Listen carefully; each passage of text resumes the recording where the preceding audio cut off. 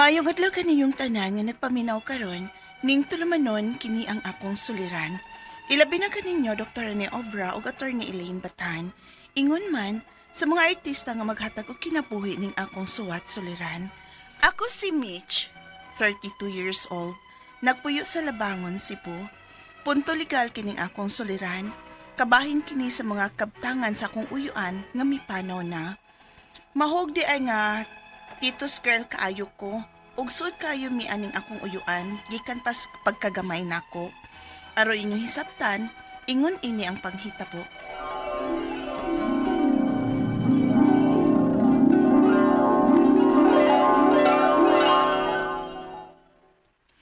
Paamin ako dito. Ay, kaluyan ka sa Ginoo, Mitch.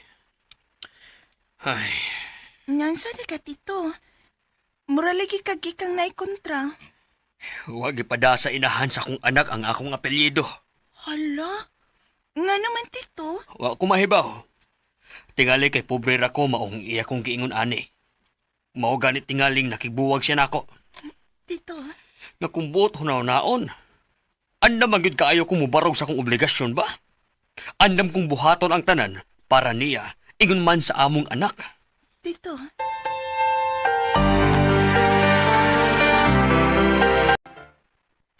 Magpakasala mo, Tita Virgie, dito? Oh, Mitch, magpakasal nami sa dili madugay. Wow! May resad, oy, nga nagbuwag mo atong una ni mo, oy, kay... awa, oh. Sukad lang nga nagkakamo ni Tita Virgie. Nakapalit ng kagvan. Nakayuta, unya, nakapatukod kag imong bahay. Ay kana, tungod kay kugihan sa si Tita Virgin ni mo, Mitch. Maogyot dito. Makita man sad nako. Maong happy kay ko para nimo tito. Kano sa mang inyong kasal?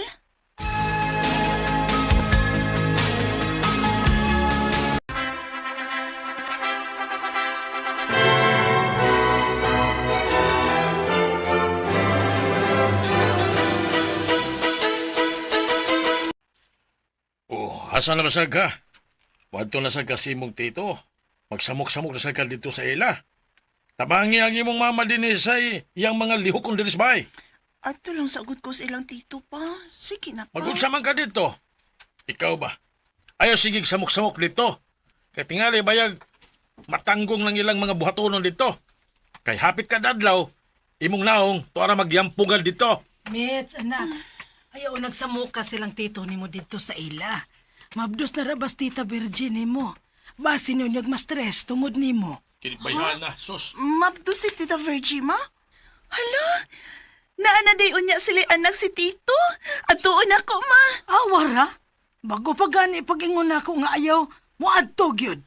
Buta mong guna sila na ako, ma. At tuon ako, ma, ha? Hay, pastilan ni mong bataa ka. Oh, Mitch, mabdos na ko. Oh, excited ako makikita sa inyong anak ni Tito na ako, tita. Mas labaw pa ko excited. Ay, di na unya day ko pinangga ni Tito ani. Kay naa naman siya, baby. O kinsa may nag-ingon, ha? Pwede ba gudi ay nang dili nakapinangga, ha? Tito Gilok, oy, ayaw pangitik pa. Inigawas sa mong baby, ikay bantay, ha? Oh, sige ba? Salduhan man ka ko nimo. Sila may rate si mong oras.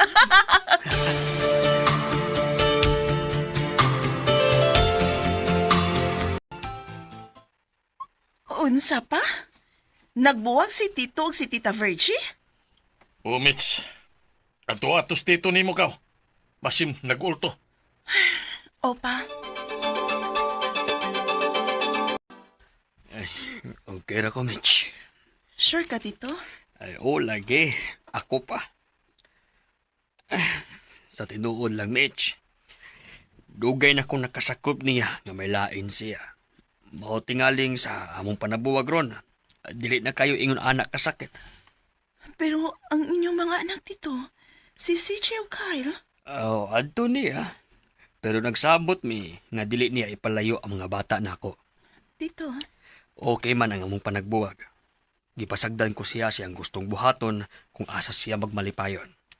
Bisan para nako sakit, pero wa ko'y mahimo. Kay dili naman gyud siya. Tito,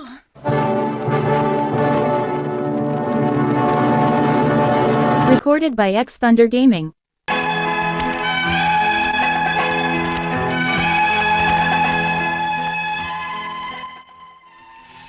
gamay pa ko. Grabe na may kasuot sa akong tito nga kamanghurang igsuon nilang papa. Hangtod nga nakamaton akong buot.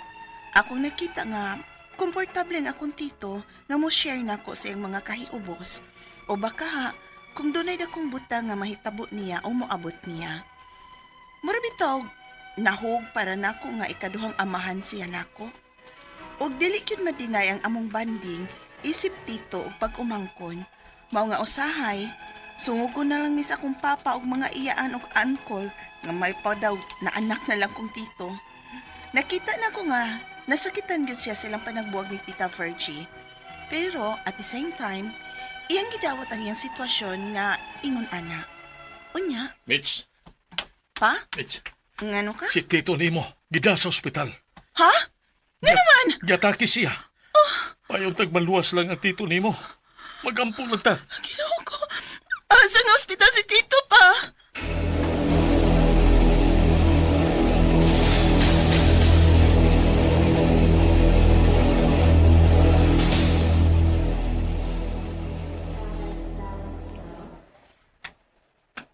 Kamo ba ang tagtungod sa pasyente? Oh, kami, Dok. Dok, kumusta nga kung Tito? I'm sorry to say, pero he did not survive. Unsa? Unsa, Dok? Tito!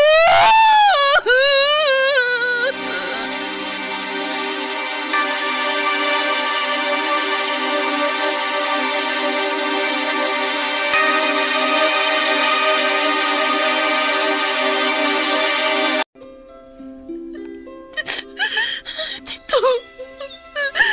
Nabiyak man ka. Mitch, husto na. Wala na tayo mahimo pa. Apa?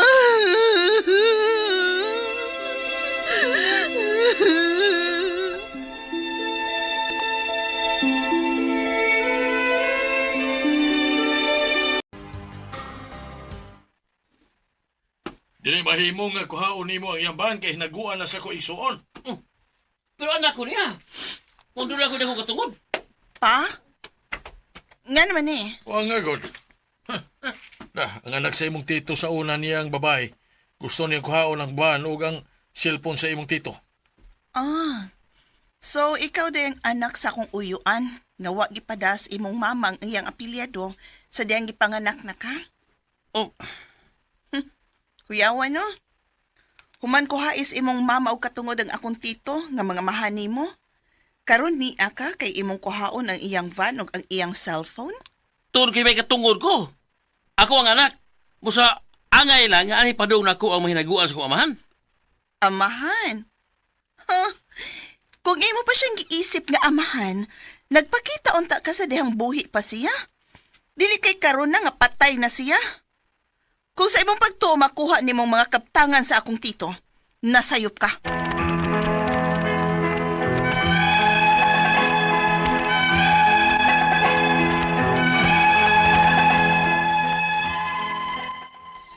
Grabe yun ang akong gibating kalagot sa anak sa unang babae sa akong tito. Ang akong mga pangutana mao kining mosunod. Unang pangutana, gusto niyang kuhaon ang van, ang cellphone, ug ingon man, gusto siyang mangayo og share sa yuta sa akong tito. Doon na ba siya'y katungod? When in the first place, ila nang gikuha ang katungod ang akong tito isip amahan. Ikaduhang pangutana, doon na ba siya'y makuha nga share sa kaptangan sa akong tito? Bisan tuod, wa siya gada sa apelyado sa akong tito? Ikatulong pangutana, kung boto na hunaon, doon ay pinakasla ng akong tito nga ikaduha nga mao si Tita Virgie. Pero, nagbuwag sila o may laing pamilya na karon ang iyang asawa. Doon na ba'y katungod ning anak sa unang kapuyo ni Tito nga manghilabot sa mga kaptangan nga kung boto na hunaon, mahuwag man nga anak siya sa gawas, di ba? Ikaw pa to katapusan. Hasta bay sa akong lula, gustong kuhaon sa anak sa unang kapuyo ni Tito, nga kung buot huna-hunaon pag-usab. Kang lula man tumbay. Unsa may angay na mong buhaton, aron mo hunong na siyag samok sa among compound. Imbis manggudunta ang plano sa asawa ni Tito, nga dili niya hilabtan ang van, iyarang ibilin sa compound para na ay magkamit-kamit ang mga igsoon ni Tito. Kung kuhaon naman lang gani di ay kuno sa unang anak, mas mayo pa kunog siya na lang kuno'y mukuha sa van, kay naa kuno siya'y share ato. Palihog, tabangi og tambagi ko, kini ang akong suliran, Mitch. Maayong adlaw mga sukintig paminaw kini si attorney Elaine Bathan. Og kinisab si Dr. Rene Obra. Karong adlaw kami sa ako ang partner ang inyong mapaminaw amo ang tingog ang mohatag ninyog tambag-tubag solusyon kalinawan sa inyong mga pangutana og mga problemang may punto legal. Punto medical, psychological, emotional, behavioral o drug-related nga mga problema. Di na ta mag 2x2, di na ta magduha-duha, ipadala ang inyong suwat sa suliran_612@yahoo.com. Or sa atong Facebook account, kini ang akong suliran official writers page. Pwede sad atong ipadala sa 3rd floor Jose R. Martinez Building, Osmeña Boulevard, Cebu City. Kumusta guys? Kumusta man ang mga nagpadana sa ilahang mga suwat ay mug kaguol, first come first serve manggod no ang atong paghimog drama o kinabuhi sa inyong mga suwat para mapaminaw sa kahanginan, pero paabot lang basin ugma sunod semana inyo ng suwat no ang mahatagag kinabuhi pinaagi sa ato ang RMN Production Center nga mga scriptwriters, artista, ato ang mga spinners nga mugyoy naghatag og kinabuhi no sa inyuhang mga suwat nga gipada diri namo. Yes. Ato ang makutlo na pagtulunan Ang today, atong Doc. makutlo ang patulunan karong adlaw, don't count the days. Make the days count. So pagsabot mo nato ni. Ay pagsigig huwat nga mahuman ang adlaw. Oh. Ang importante na kay agi. Nayagi. Diba? Oh. Sikag huwat, alin. gayas oras. Uy, nilabay niya, nag-unsa man ka. Mao, Nakuha, nalabyan na kas oras. Wa, kay agi. Mao gyud. Oh. You will not pass this way again. Tinuod, di na ba na ito mabalik? Hawa ha, December na. Nilabyan tas do 11 months niya, nag-unsa man ta. Sige, taghap, good. gaya mo man tuig. Uy niya, akong pangutana. Kumusta man, nakapahimos kas tuig? Mao Diba, gyud. no? Doc? Yes. Ang atong i-greet attorney, Yes. akong i-greet ng mga taga Esperanza, Kinagitan, Misamis Oriental, no? Mga pariente ni Doktora Aida Abrugal Calamba. Yes. Si Jasmine Ligaspe, maayong pagpaminaw. Velma Navarro, Maria Manggubat, Alma Masiba. So this is true to mga taga Albor, Liboron, Karkar, Cebu, Marlix, Kampugan, Fili, and si Badung, Lower Busay, ako ni palitag mga flowers, no? Yes. Edgar Gabod, Nilo Gabato ug Mali Gabato. The last but not the least, no, sa mga taga DOH Argao, Wagas Brin, Marson, Audrey, Luberas, Jeffrey, Agtampos, Elizalde, mayong pagpaminaw. O last, second to the last. Ganito na ka nag-last, ha? Katapusan na nga last. Yes. Si Carlos Caloy Asiro, ug mga obra family dia sa Tampos at Tomas Opos, Southern Leyte. Mayong pagpaminaw, mga Musot family, mayong pagpaminaw. Ingon po si Beverly Padua de los Reyes nga mamiss gud kuno niya nga muuli na siya og Pampanga. Di na siya ka-live sa programa sa DYHP. Pwede pa man. Anong dili ka ka-live Pwede. nga naaman tay DYHP RMN Cebu nga Facebook account? Yeah, anywhere in the world. Apo YouTube. Sige lang dili ma-live basta kay makapaminaw ra man gihapon ka pinaagi ato nga mga social media accounts nato. Ha? So ayaw ka, balaka ayaw ka problema. Di maguol. Hi to Itching Camelio, Hila and Avelino, Talisik and to Rianel Cose. Thank you for always listening. Punto legal today, Doc? Punto legal today, no? Ang atong magtatampo, kitsa to si Kwan, JC. Mitch. Oh, yes. 32 years old, taga Labangon, Cebu. May pagpaminaw din ni Luis o Gria Tan da sa Tisa Labangon. O mga nagpuyo da sa Dr. Roland Ciliona Compound, maayong pagpaminaw labi na gyud ni Janet ug ni Cora, no? Hinaot nga wa pa makural ng inyong agyanan dia. Ayaw intawag kural labay kay maglisod na tana. Yes. Unang pangutana. Gusto niyang kuhaon ang van, ang cellphone ug ingon man gusto siyang mangayo og share sa yuta sa akong tito. Duna ba siya'y katungod when in the first place pag una pa lang ilan nang gikuhaan og katungod akong tito isip amahan. Kani manggod ang iyang tito mahog ni kamanghuran nga igsuon sa ilahang papa unya palangga kaayo ni siya, mura ni siya si Mitch. Anak kani si Mitch niya.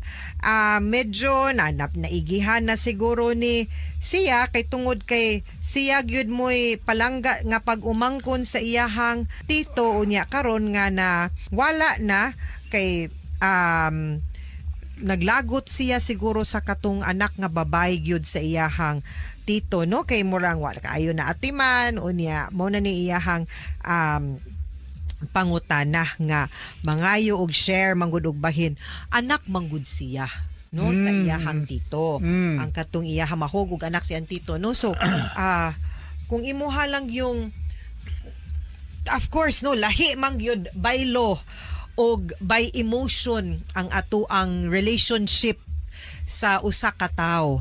Kumuingong kag baylo tungod kay anak ka, papa nimo siya or mama nimo siya, ang balaod mo'y nag-ingon nga naamoy relasyon, naamoy paternal or maternal filiation sa usa ka tao, brothers and sisters mo, no? Pero kumuingong kag emotional attachment, choice na ni nato kung makig-relasyon gyud ka or makig-banding gyud ka sa usa ka tao. Si Mitch manggod, no, di ba partner, ato ang nasinati sa ato ang drama kaganina nga maski pa og pag umangkon ra siya manggod moy ning act as murang anak sa iyahang tiyo instead atong iyahang tinuod nga anak nga wa kaayo mo galam or mubuhat sa iyang responsibility as anak nga wa kay siya mugam sa iyahang papa. So munang mo resent siya. However, inig moingon na tag binahinay or katungod adto manggud ta magbase sa unsay gibutang sa balaod regardless sa ato ang emotional attachment ug relationship sa usa ka tawo. Ang atong basihan ang ato mang legal ug lawful relationship which is anak siya, so di gyud nato siya pwedeng madid-an sa iyahang katungod isip usa ka anak. Naa na lang na niya gyud, no, ug kanang mailhan sa gyud nato usahing batasan gyud sa usa ka tawo, no, kung ihatag ba na niya ngadto sa tinuod nga nagpakaanak or iya lang pong i-claim ang iyahang katungod isip anak kay tagana o gihatag man punis balaod ngadto niya pero naagyud siya katungod. Okay, ikaduhang pangutana. Doon na ba siya ay makuha nga share sa kabtangan sa akong tito bisan tuod wala siya gadala sa apelyido sa akong tito? Kay kung ma-establish man sad good nato nga gi-acknowledge sad siya regardless of whether nagdasos apelyido unya naay mga legal nga dokumento to show nga gi-acknowledge siya as anak sa imuhang tito, naagyud siya katungod nga manunod, no? Basta ma-establish lang ang paternal relationship ngadto sa usa ka anak. Okay? Okay. Sunod nga pangutana. Kung buto na unaon, dunay pinakaslan akong tito nga ikaduhang nga mao si Tita Virgie. Pero nagkabuwag sila ug may laing pamilya na karon iyang asawa. Duna ba'y katungod ning anak sa unang kapuyo ni tito nga manghilabot sa mga kabtangan nga kung buto na unaon, mahugman nga anak siya sa gawas, di ba? Ang bata, whether illegitimate or legitimate, na ay katungod nga manunod sa iyahang ginikanan. No, di man gani equal ang pagtratar sa balaod sa usa ka lehitimo nga anak kumpara sa illegitimate nga bata, pero needless to say na agyud sila'y katungod nga manunod.